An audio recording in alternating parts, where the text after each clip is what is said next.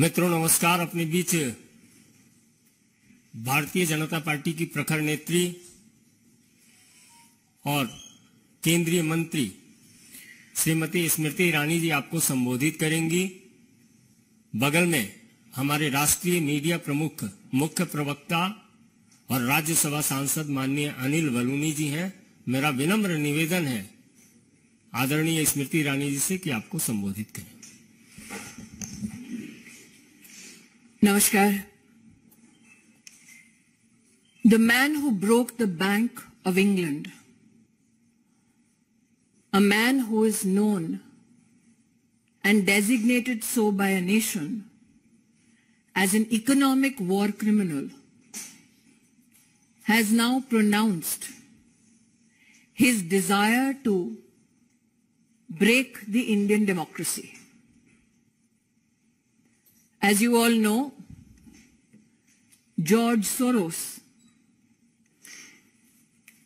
an international entrepreneur who hedges bets against many countries, has now declared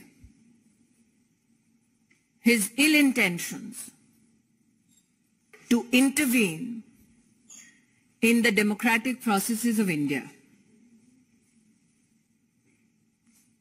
That George Soros wants a government which is pliable to his needs is more than evident from his statements. That he has pronounced funding of over $1 billion, particularly to target leaders like Prime Minister Modi, is significant.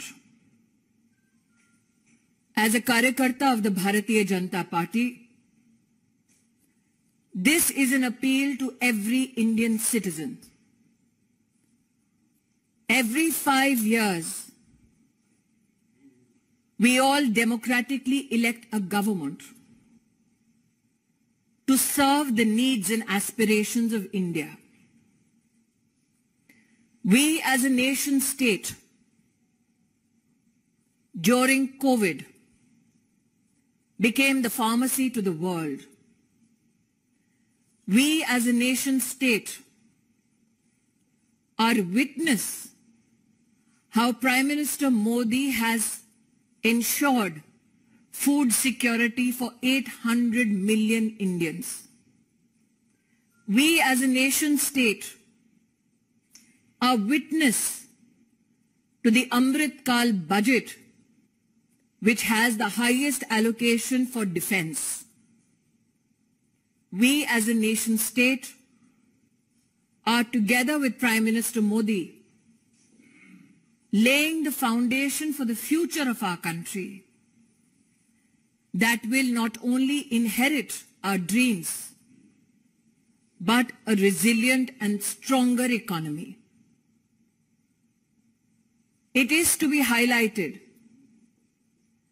that when India rose to the 5th largest economy of the world, when the President of the United States of America, the Prime Minister of England, the President of France, publicly extended gratitude to the Indian Prime Minister and India for enabling employment not only in India, but also these 3 designated nations. Such is a time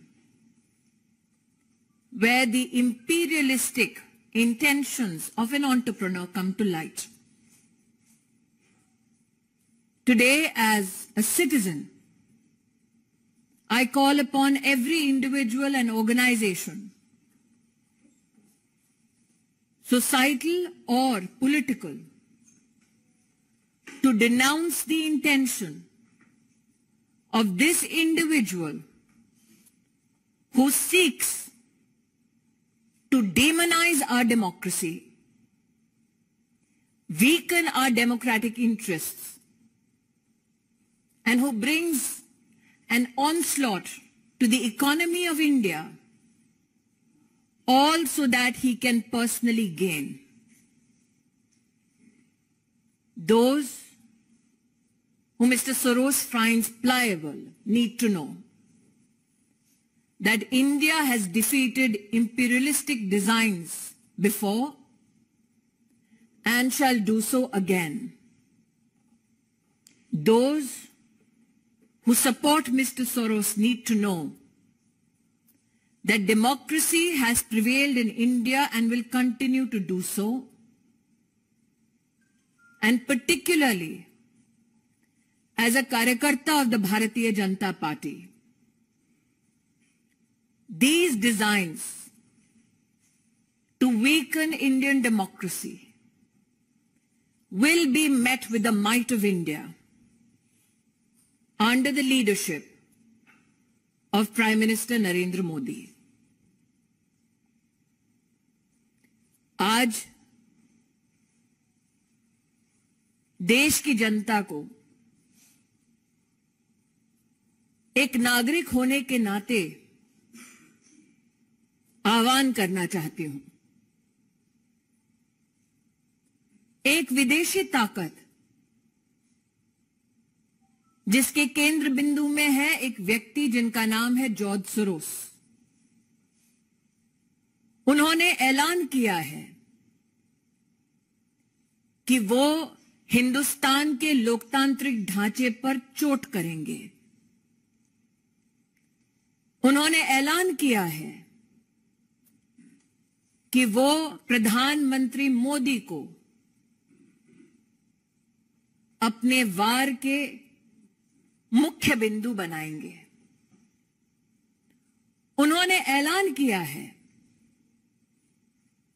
कि उनके चलते वो हिंदुस्तान में अपनी विदेशी ताकत के अंतर्गत एक ऐसी व्यवस्था बनाएंगे जो हिंदुस्तान के हितों का नहीं बल्कि उनके हितों का संरक्षण करेंगे। आज देश की आवाम को मैं अपील करना चाहती हूं, चाहे आप व्यक्ति हो, चाहे आप संगठन हो, चाहे आप राजनीतिक दल हो, हिंदुस्तान ने वर्षों वर्ष तक एक लोकतांत्रिक व्यवस्था में अपनी सरकार को चुना है। जॉर्ज सोरोस का यह ऐलान कि वो हिंदुस्तान में मोदी को झुका देंगे, हिंदुस्तान की लोकतांत्रिक ढांचे से चुनी हुई सरकार को ध्वस्त करेंगे, उसका मुंहतोड़ जवाब हर हिंदुस्तानी को देना चाहिए। यह हम सबको ज्ञात है कि जब विश्व में इस बात की चर्चा थी कि कोविड में हिंदुस्तान का क्या हश्र होगा, तो प्रधानमंत्री मोदी ने 80 करोड़ नागरिकों की खाद्य सुरक्षा की दृष्टि से हर गरीब तक अनाज पहुंचाया। जब विश्व में यह चर्चा थी कि कोविड में हिंदुस्तान वैक्सीन और दवाई की दृष्टि से अपना संरक्षण कैसे कर पाएगा, तब प्रधानमंत्री मोदी जी के नेतृत्व में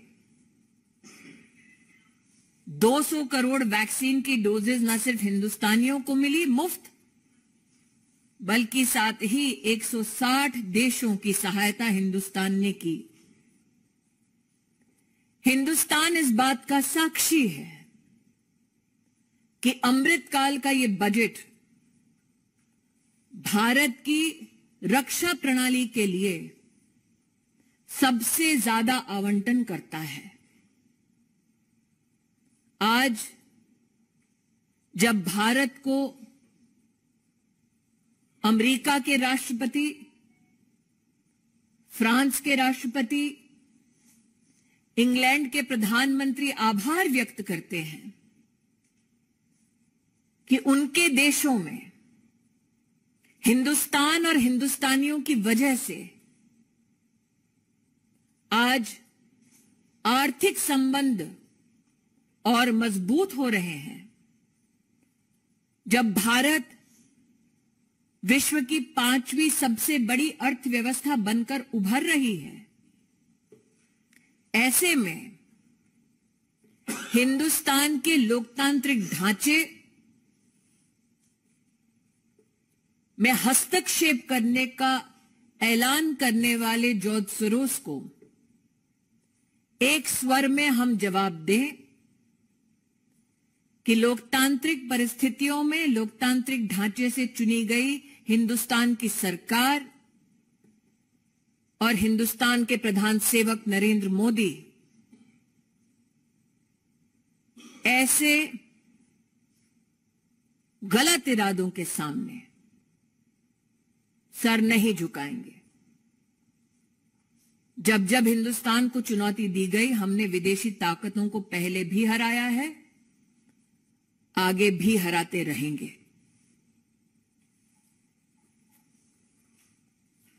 कोई प्रश्न है तो रविकांत राय, टाइम्स नाउ। एक मिनट अंकित।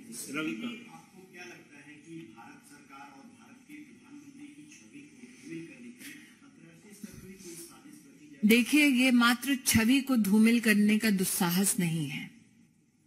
अगर आप उस वाक्य को बड़ी बारीकी से सुने, वो सत्ता परिवर्तन की बात करते हैं, तो आप इसको मात्र इमेज से इसका संबंध ना जोड़ें। हिंदुस्तान की लोकतांत्रिक व्यवस्था को ध्वस्त करने का ऐलान किया गया है। अंकित गुप्ता, एबीपी। जॉर्ज सोरोस की बात करें तो इससे पहले भी प्रधानमंत्री नरेंद्र मोदी के ऊपर जो हमलावर रहे हैं, वो लगातार कहते हैं कि प्रधानमंत्री हिंदू राष्ट्र बनाने की बात करते हैं। पिछले 3-4 सालों से उनके इस तरीके के बयान दुनिया के तमाम नेताओं के लिए, तो आखिर मकसद क्या है? और भारत में भी कुछ पार्टीज हैं जो लगातार वो ये कहें कि अंतर्राष्ट्रीय साजिश हो रही है देश में विपक्ष के खिलाफ, इस तरीके से। मैं इतना ही कहना चाहूंगी, उनके अगर अपने शब्दों को आप देखें तो वो चाहते हैं कि उनकी विदेशी व्यवस्था को जो सरकार सहयोग कर दे, ऐसी सरकार हिंदुस्तान में उचित है।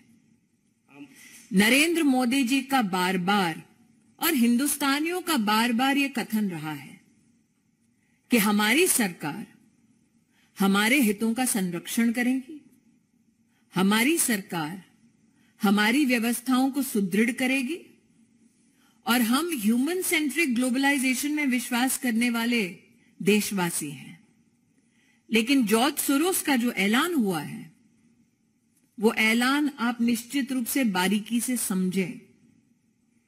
वो हमारी डेमोक्रेसी को ध्वस्त करने का ऐलान मात्र इसलिए करते हैं ताकि उनके हैंड पिक्ड लोग सरकार चलाएं।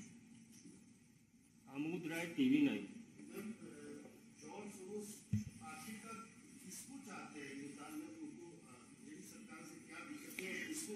मैं आमोद जी आपका ध्यान आकृष्ट करूं, जैसा कि यहां एक पत्रकार ने कहा कि ये पहला कटाक्ष नहीं है नरेंद्र मोदी पर, और प्रधानमंत्री मोदी ने बार बार कहा कि उन पर कटाक्ष करेंगे, उन पर वार करेंगे तो वो सहन करने की शक्ति रखते हैं, लेकिन हिंदुस्तान पर वार ना वो स्वीकार करेंगे ना कोई हिंदुस्तानी स्वीकार करेगा। जॉर्ज सोरोस किसको फंड करते हैं, ये मुझसे बेहतर आप पत्रकार जानते हैं। Mohit Bhatt, Times Now, please. Yes.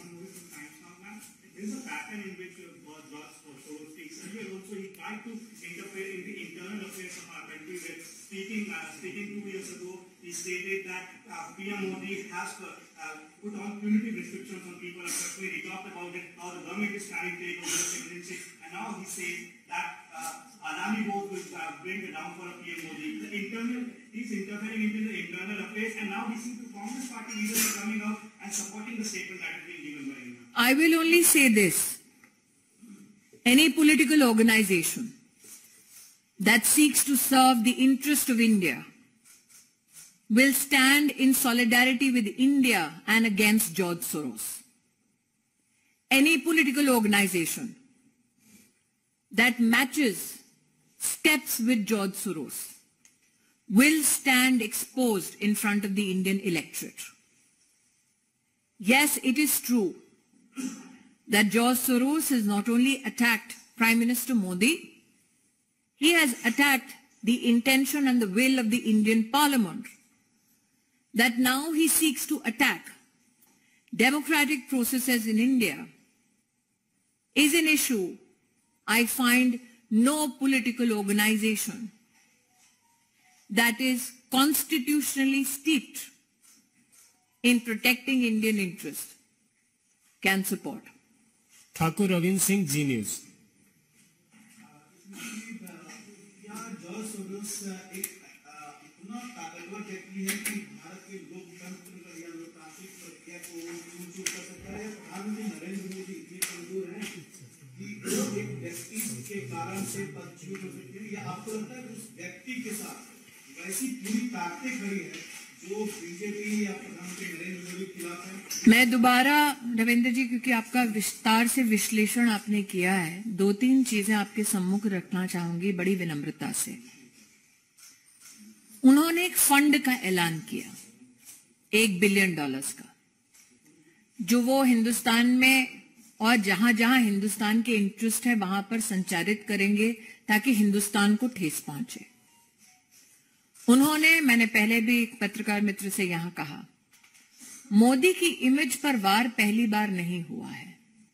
Hindustan के लोकतांत्रिक ढांचे पर वार का ऐलान उन्होंने पहली बार किया है जॉर्ज सोरोस ने। इन दोनों के बीच का फर्क समझना जरूरी है।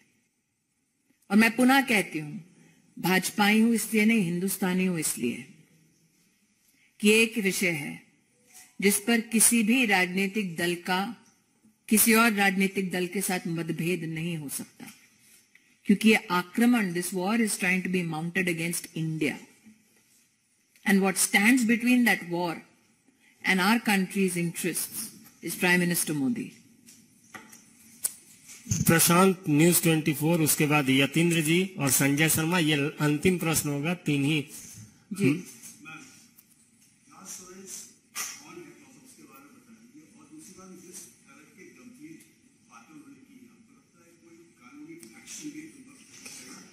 मैं इतना ही कहूंगी कि क्योंकि मैं किसी एजेंसी की प्रतिनिधि नहीं हूं, इसलिए एजेंसीज की ओर से नहीं कहना चाहूंगी।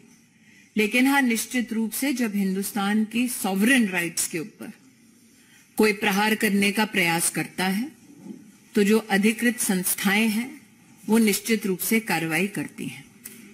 यतीन्द्र, टीवी 18।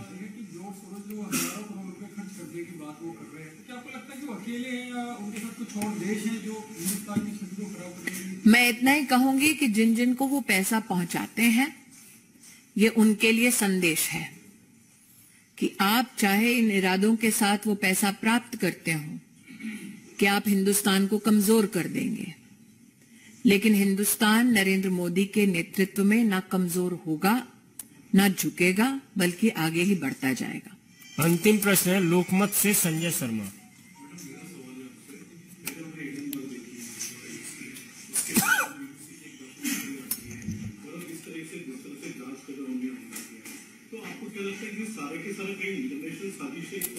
मैं इतना ही कहूंगी, ये सारे विषय तब उभरे जब हिंदुस्तान विश्व की 5वीं सबसे बड़ी लोकतांत्रिक और आर्थिक ताकत बनकर उभरी। और मुझे लगता है कि हाल में, दोबारा कहती हूं, चाहे वो राष्ट्रपति अमेरिका के हों, चाहे वो यूके के प्रधानमंत्री हों, चाहे वो राष्ट्रपति फ्रांस हों, उन्होंने हिंदुस्तान और प्राइम मिनिस्टर मोदी की जो सराहना की कि उनके देशों में आज आर्थिक व्यवस्था को हिंदुस्तान के साथ समन्वय में हम लोग एक सृजन देख रहे हैं, एक नए भारत के निर्माण को देख रहे हैं। उस सराहना के बाद तिलमिलाहट जो है वो जॉर्ज सोरोस के इस एक स्टेटमेंट से सामने आती है। जॉर्ज सोरोस जैसे व्यक्ति चाहते हैं कि एक कमजोर देश हो, जिसमें कमजोर सरकार हो, जो उनके दिशा निर्देश अनुसार चले। ये नया हिंदुस्तान है, कमजोर नहीं है। बहुत बहुत धन्यवाद। धन्यवाद।